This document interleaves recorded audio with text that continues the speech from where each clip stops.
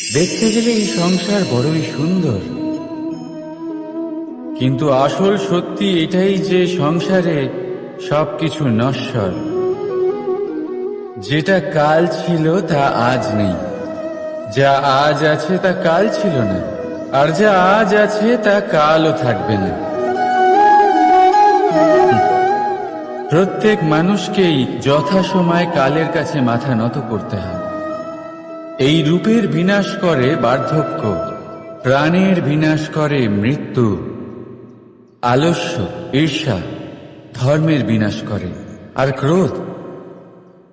ক্রোধ বিনাশ করে সম্পর্কে। কিন্তু এরকম একটা অনুভূতি আছে যা একাই সমস্ত গুণ বিনাশ করতে সক্ষম হয়, আর সেটা হলো অহংকার। তাই জ্ঞানকে নিজের কাছে আসতে দিন, কিন্তু অহংকারকে কখনোই নয়। কারণ যদি এই অহংকার আপনার কাছে চলে আসে, তাহলে জীবনে যা কিছু আপনি অর্জন করেছেন, তা সে গুণ হোক বা হোক ধন, সে বন্ধু হোক বা হোক আনন্দ, সবকিছু শেষ হয়ে যাবে। রাধা রাধা। এই পাথর দেখতে পাচ্ছেন আপনি? কত গোল, কতটা চকচকে। বাচ্চাদের অনেক সময় এটা নিয়ে খেলতে ভালো লাগে, আর কেনই বা লাগবে না। কতটা সুন্দর আর মসৃণ এটা।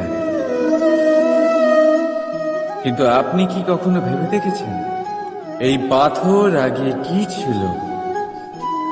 কোনো বিশাল আকার পর্বত, কোনো বিশাল আকার পাথরের একটা বড় ভেঙে যাওয়া অংশ বিশেষ, যেটা কোনোভাবে নদীতে পড়ে নদীর ধারার সাথে বইতে থাকলো, মাটির সাথে ঘর্ষণ হলো, বালির কণার সাথে ঘর্ষণ হতে থাকলো, আর তারপর ধীরে ধীরে এই আকার পেল। এবার আমরাও এই পাথরের মতোই। তাই মনে রাখবেন, আপনার ব্যক্তিত্ব, আপনার এই স্বরূপ ঈশ্বরের দেওয়া কখনোই নয়। হ্যাঁ, প্রকৃতি অবশ্যই আপনাকে জন্ম দিয়েছেন, কিন্তু আপনি নিজে নিজের ব্যক্তিত্বের রচয়িতা, আর আপনি তা রচনা করেন কঠিন পরিস্থিতির মুখোমুখি হয়ে, সংকটের ধারা পার করে। তাই আপনিও এই পাথরের মতো নিরন্তর চেষ্টা করতে থাকুন, নিজের অস্তিত্ব বজায় রাখুন, এই অস্তিত্বকে মহান করতে থাকুন, আর আমার সাথে ভালোবেসে বলুন রাধা রাধা।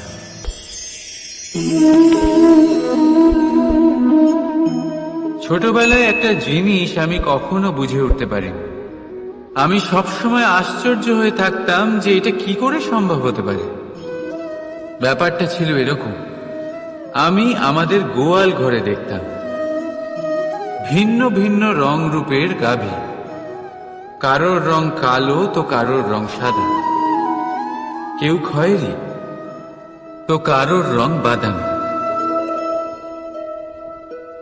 এবার আমি দেখতাম কারোর কারোর শিং বড় তো কারোর এত ছোট যে দেখাই যায় না। কোনো গাভী আকারে ছোট ছিল তো কেউ একটু বড়। কিন্তু যখন সেই সব গাভী দুধ দিত, তখন আমি দেখতাম সেই সব দুধ সমান, রং সমান, স্বাদ সমান, গুণও সমান, আর সমান পুষ্টিও। এবার আমি এটা বুঝতে পারতাম না। আমার দৃষ্টিতে তো সমস্ত গাভী আলাদা আলাদা ছিল। আমি ভাবলাম আমি মাকে জিজ্ঞেস করি। মাকে জিজ্ঞেস করলাম, মা আমাকে বললেন, কানাই, রং রূপ পাল্টালেও গাভীদের বাস্তবিকতা তো পাল্টায় না, গাভী তো গাভীই থাকবে। এবার আমি এটা বুঝতে পারি না যে মানুষ এটা আত্মসাৎ কেন করতে পারে না। দেখুন, রং, রূপ, জাত, ধর্ম, ভাষা, এই সবের উপরে হলো মনুষ্যত্ব। আর মনুষ্যত্বের একটাই ধর্ম, আর সেটা হলো প্রেম। তাই এই প্রেম আপনি সকলের সাথে ভাগ করে নিন, প্রেমের সাথে সকলের সেবা করুন। এই মনুষ্যত্বর অমৃত চেখে দেখুন, আর আপনি বুঝে যাবেন যে আমরা কেউ আলাদা আলাদা নই, আমরা সবাই সমান। রাধা রাধা। সাগর, কত বিশাল হয় এই সাগর! কি না করতে পারে এই সাগর! এক মুহূর্তের মধ্যে সব ধ্বংস করে দিতে পারে, প্রলয় ডেকে আনতে পারে, সংসার মুছে ফেলতে পারে। এই সাগর জীবন জ্যোতি নিভিয়ে দিতে পারে। কিন্তু এই সাগর যা মেটাতে পারে না, তা হলো একজন তৃষ্ণার্তের তৃষ্ণা। অন্যদিকে এই ঘোড়া, যা এতটাই ছোট যে গোপিনীরা একসঙ্গে অনেকগুলো নিয়ে চলতে পারে, কিন্তু এই ছোট ঘোড়া অনেকের তৃষ্ণা মেটাতে পারে। এবার বলুন, জল সাগরেও আছে, আবার এই ঘোড়াতেও। তাহলে পার্থক্য কোথায়? এখানে পার্থক্য হলো তাদের আচরণের মধ্যে। একজন মাটির মধ্যে মিষ্টি জল ধরে রাখে, তো আরেকজন নিজের নোনা জলের আঘাতে যে কাউকে মাটিতে মিশিয়ে দিতে পারে। আপনি কি হতে চাইবেন? সাগরের নোনা জল হয়ে কারোর আশা চূর্ণ বিচূর্ণ করে দিতে, নাকি মিষ্টি জলের ঘোড়া হয়ে কারোর তৃষ্ণা মেটাতে? সিদ্ধান্ত আপনার। রাধা রাধা। বর্ষাকালে যখন ভয়ানক বৃষ্টি হয়, তীব্র গতিতে যখন হাওয়া চলে, তখন আপনি নিশ্চয়ই দেখেছেন যে পাখিরা, যাদের বাসা মাঝে মাঝে ভেঙে পড়ে, নষ্ট হয়ে যায়। কিন্তু আপনি কি কখনো সেই পাখিদের বিলাপ করতে দেখেছেন? কখনো না। যখনই সেই বৃষ্টি থেমে যায়, তারা আবার একটু একটু করে খড়কুটো জোগাড় করে তাদের বাসা বানিয়ে ফেলে। নিজের সংসার সেই রকমই বানিয়ে দেয় যেমন আগে ছিল। এমন কেন? কারণ এই ঝড়ের তাণ্ডবের সাথে সেই পাখিদের কোনো বোঝাপড়া করারই নেই। তারা শুধু সেটাই করতে থাকে যেটা তাদের হাতে আছে, আর সেটাই হলো, আর এটাই হলো সুখী জীবনের মূল মন্ত্র। যেটা আপনার হাতে নেই, তা নিয়ে বিলাপ করে আপনার কোনো লাভ হবে না। মনোসংযোগ তাতেই করুন যা আপনার হাতে রয়েছে। যা বদলে গেছে তাকে আপনি আবার বদলাতে পারবেন না, কিন্তু যা আপনি বদলাতে পারবেন তাতে মনোসংযোগ করুন। এই জীবনে একটু ধনাত্মক হয়ে উঠুন, দেখবেন সব শুভ হবে।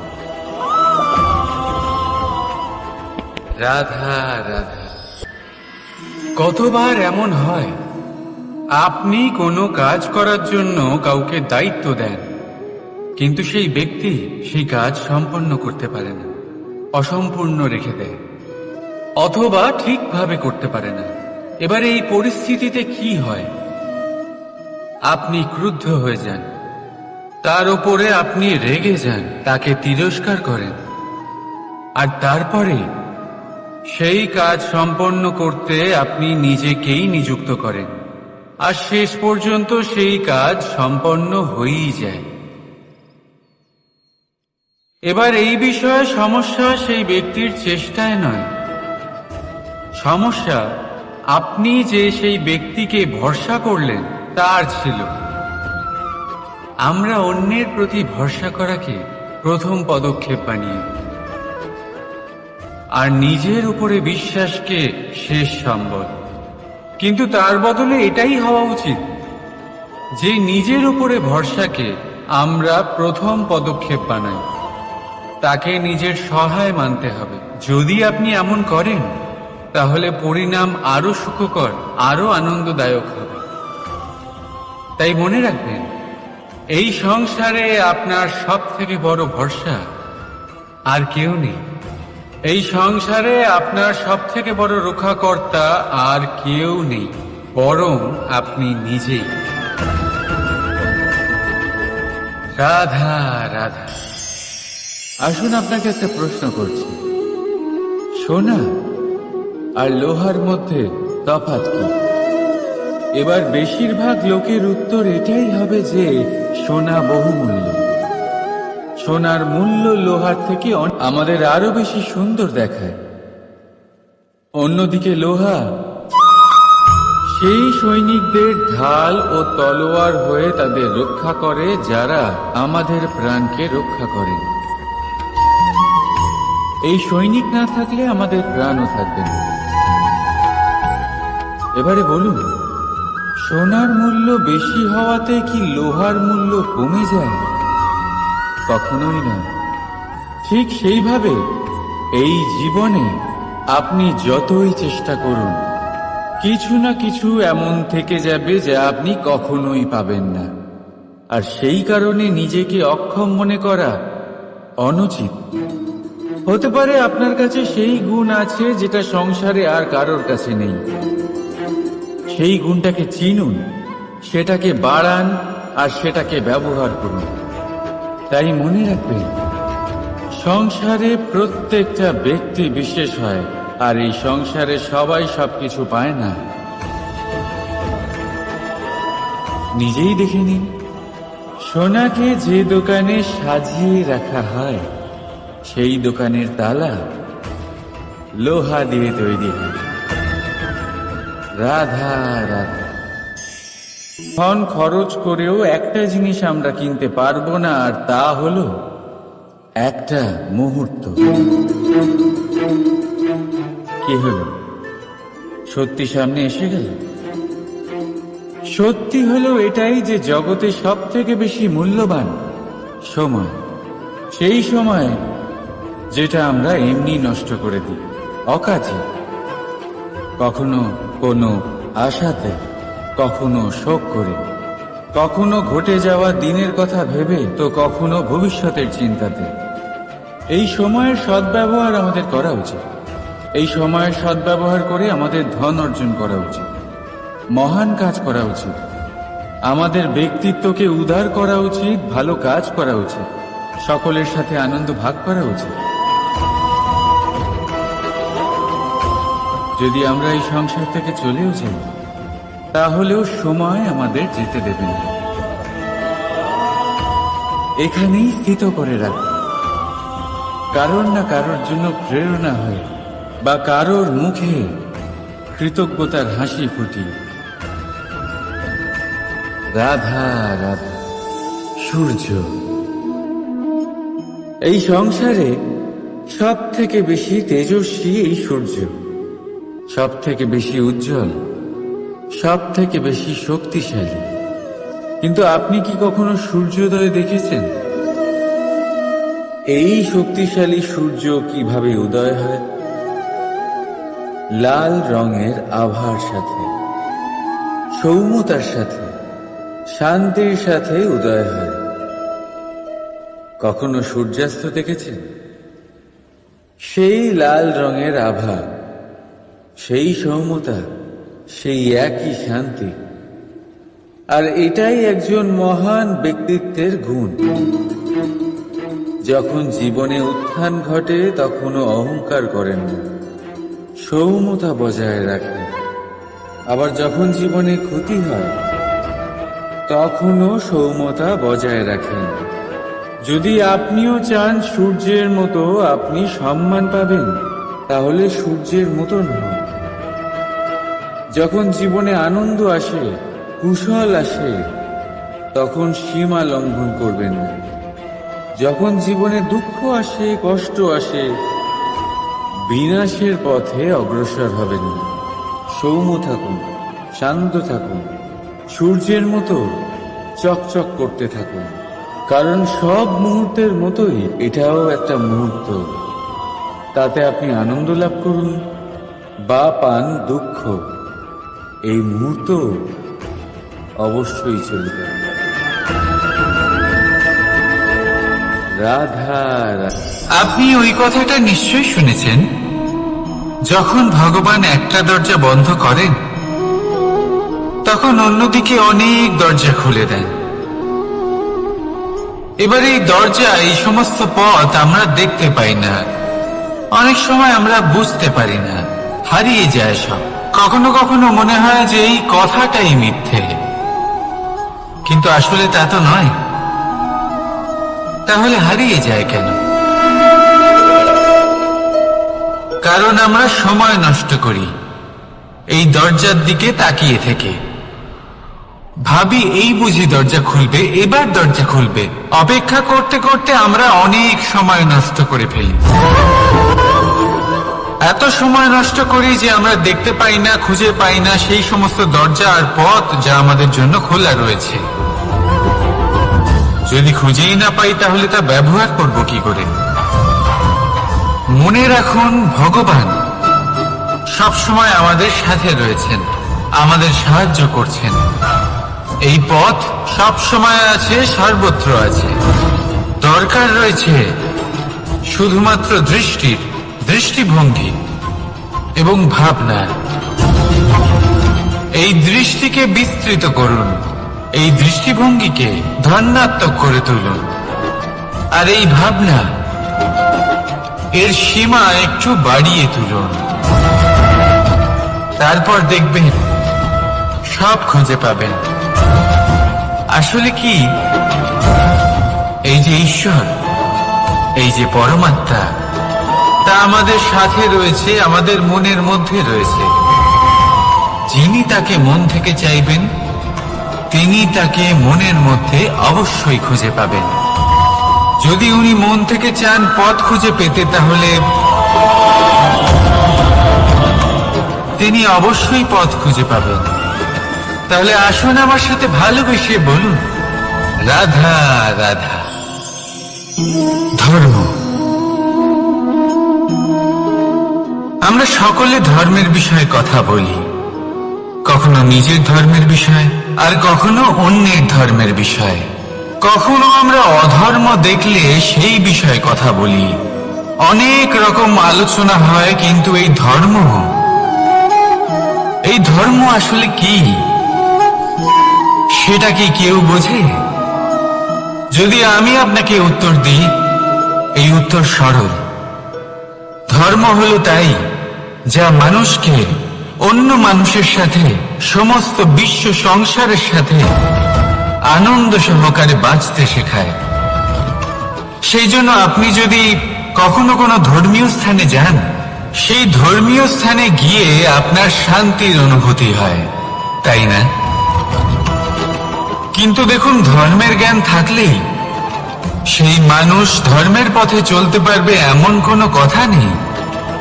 অনেক সময় সম্পর্কে যখন সংঘর্ষ বেড়ে যায়, তখন ইচ্ছের জন্ম হয়, ক্রোধের জন্ম হয়, অহংকারের জন্ম হয়, আর তারপর বিনাশ হয়ে যায় এই ধর্মের। সেই জন্য দ্বিতীয় সব থেকে গুরুত্বপূর্ণ গুণ যা আমার সারথীর মধ্যে থাকা উচিত, তা হলো ধর্মবীর হওয়া। এবার দেখতে হবে সেটা এই যে কে হবে সেই ব্যক্তি যিনি এই স্বয়ম্বরে নিজের ধর্মে অটল থাকবেন।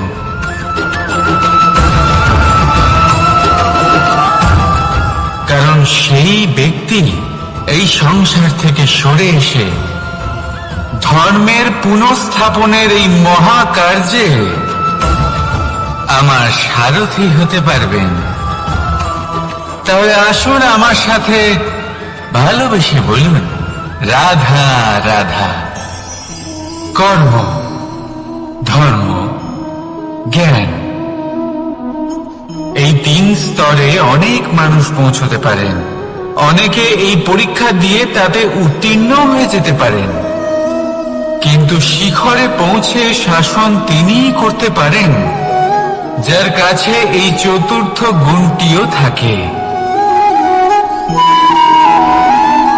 সমর্পণ। অত্যন্ত গুরুত্বপূর্ণ একটা গুণ এটা। এই সমর্পণ আসলে অত্যন্ত গুরুত্বপূর্ণ।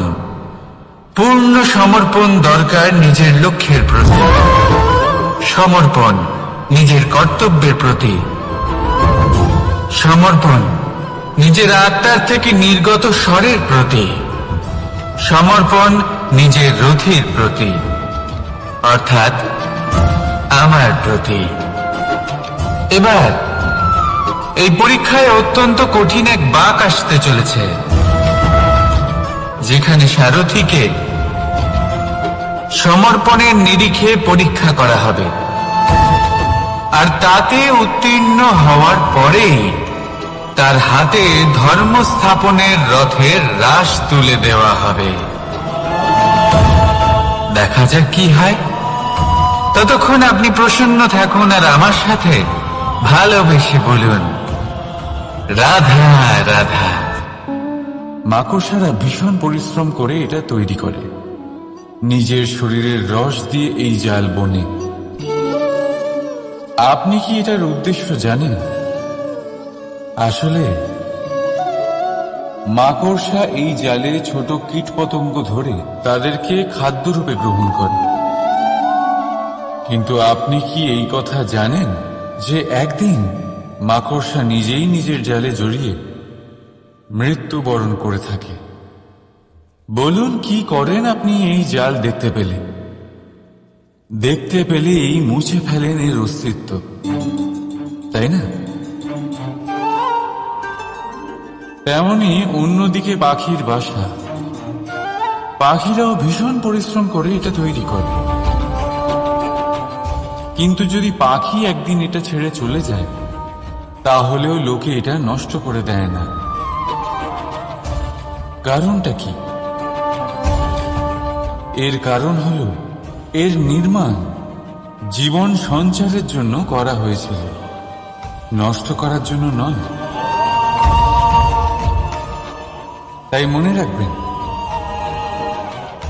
জীবনে আপনার পরিশ্রম যতই বেশি হোক না কেন, যদি আপনার লক্ষ্য শুভ না হয়, তাহলে আপনারও বিনাশ নিশ্চিত। তাই সৃজন করতেই থাকুন আর মুগ্ধ হয়ে বলুন, রাধা রাধা।